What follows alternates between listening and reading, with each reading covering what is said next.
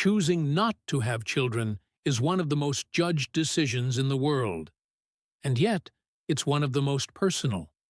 People whisper about it, question it, debate it, even try to fix it. But here's the truth. No one likes to admit. Not wanting kids doesn't come from selfishness. It comes from self-awareness. You've probably seen it happen. Someone says, "I don't want children," and suddenly the room shifts. People start asking the same recycled questions. You'll regret it. You'll change your mind. Who's going to take care of you when you're old?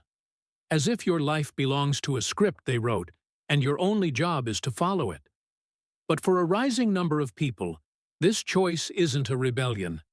It isn't confusion. It isn't immaturity. It's clarity. The kind of clarity that comes from examining your mind, your history, your desires, and your limits with unusual honesty. And here's where psychology comes in, because people who choose a child-free life often share something deeper than preference. They carry a pattern, a specific way of thinking, feeling, and understanding the world. Psychologists see this decision not as avoidance, but as a reflection of identity, of values, of emotional truth.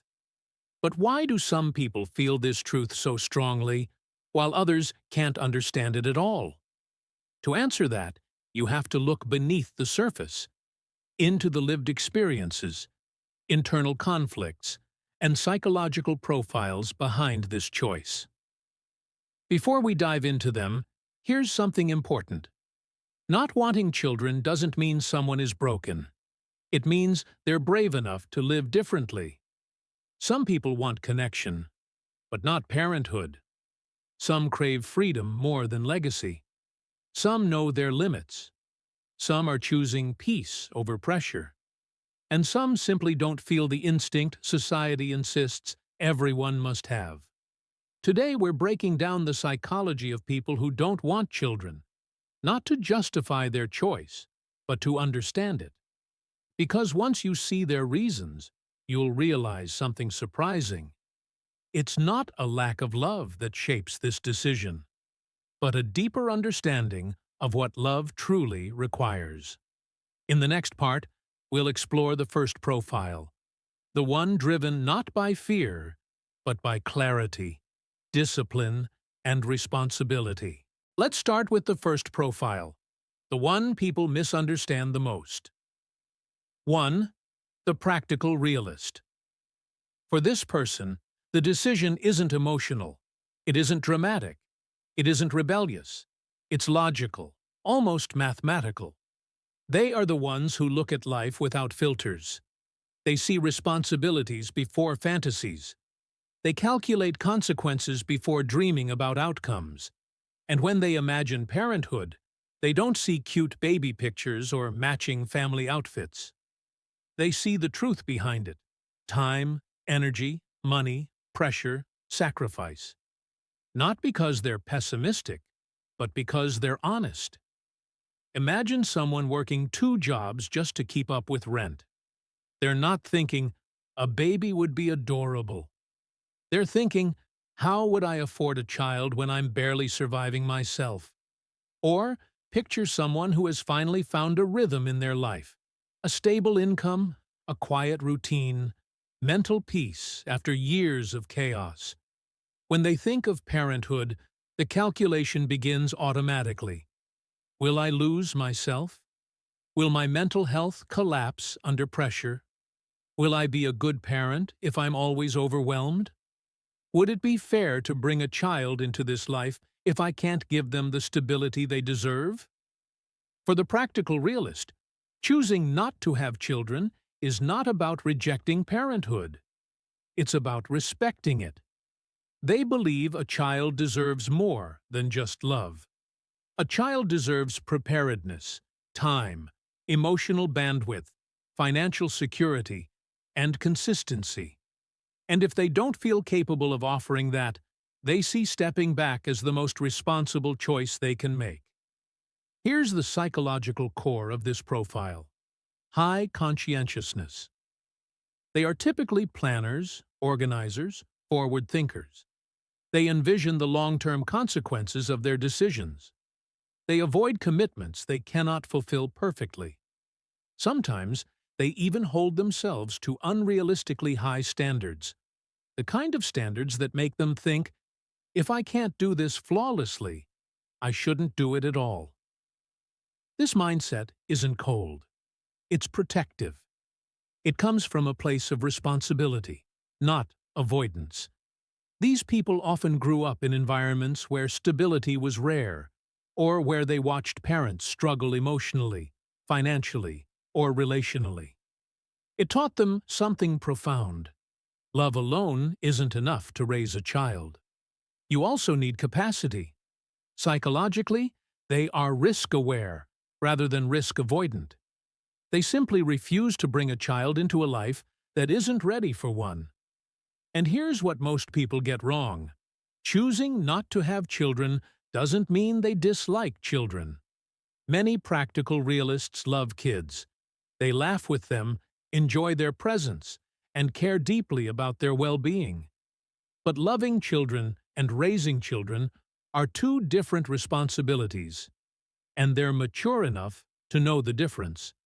To them, the choice not to have kids is an act of respect for themselves, for their future, and for the hypothetical child who deserves more than they can give. It's not selfishness, it's self-awareness, it's maturity, it's clarity. In the next part, we'll move into the second psychological profile, the one shaped by fear, empathy, trauma, and emotional weight. A group whose decision isn't rooted in logic, but in protection. Now we move into the second psychological profile, one of the most misunderstood, yet one of the most deeply human. 2. The anxious protector. For this person, the choice not to have children isn't about money. It isn't about freedom. It isn't about lifestyle. It's about fear, but not the shallow kind. This is the fear that comes from awareness, from experience, from living through things they never want another child to feel. Some people look at the world and see opportunity. The anxious protector looks at the world and sees instability, climate change, political chaos, rising costs, uncertainty, violence, disconnection, burnout. They ask themselves, quietly, is it fair to bring a child into a world like this? Will they suffer more than they'll smile? Can I protect them from a world I can barely navigate myself? This isn't negativity. It's empathy turned inward. But the anxiety isn't only about the world outside. Sometimes it's about the world inside them.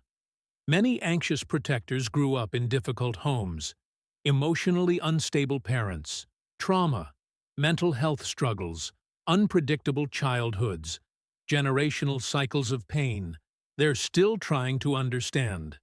And because they felt pain so deeply, they fear passing any piece of it to a child. They ask themselves, what if I repeat the mistakes my parents made? What if my anxiety becomes their anxiety? What if I can't break the cycle? What if my love isn't enough to undo the past I carry? Here's the psychology behind it. High emotional awareness, plus high sensitivity. These individuals don't just experience emotions, they absorb them. They feel tension before it's spoken.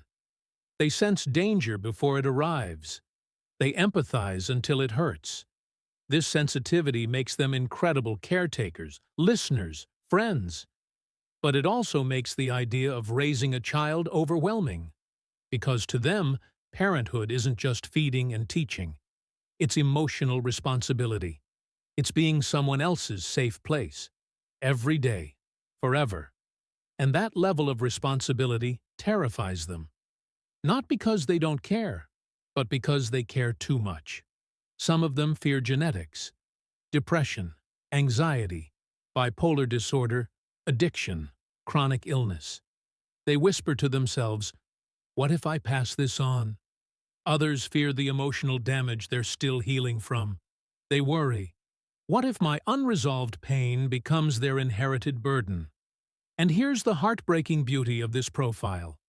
Their decision not to have children is often an act of protection, the purest, most selfless kind. They're not avoiding love. They're protecting potential life from the weight of their own fears and history. The world calls them overthinkers, but psychology calls them something else. Trauma-informed decision-makers, people who choose with depth, not impulse. People who see the long arc of consequences. People who refuse to risk creating a life that might suffer because of them. This doesn't mean they're fragile.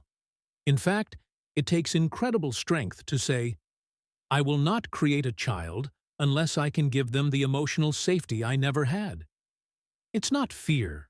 It's courage, expressed through caution. In the next part, we'll explore the third profile, the one driven not by fear, not by practicality, but by identity.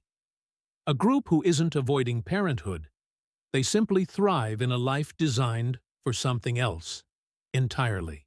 Now we arrive at the third psychological profile, the one people judge the most and understand the least. 3. The fulfillment seeker. For this person, choosing not to have children isn't about fear, money, or doubt. It's about identity, about living a life that feels aligned, intentional, and deeply authentic. Some people feel called to parenthood. The fulfillment seeker feels called to something different: freedom, creativity, purpose, peace, self-growth, adventure, inner stability. They're not avoiding responsibility. They're protecting a life that feels meaningful to them. When they imagine their future, they don't see school drop-offs, sleepless nights, decades of caretaking, or losing themselves in the process. They see quiet mornings, emotional clarity, space to travel and explore, time to build their dreams, a relationship that stays intimate and undivided, financial freedom and personal stability, a life designed by choice, not pressure. They aren't rejecting children, they're choosing themselves. Psychologically, fulfillment seekers usually share these traits. High autonomy. They need emotional and mental freedom. Their life path must feel self-directed, not inherited from tradition. Strong self-identity. They know who they are. They know what drains them, what inspires them, and what gives their life meaning. Intrinsic motivation. Their happiness comes from internal goals, not from external approval, not from fitting in. They see parenthood as something beautiful, but also as something that would require sacrificing the very elements that make their life feel whole.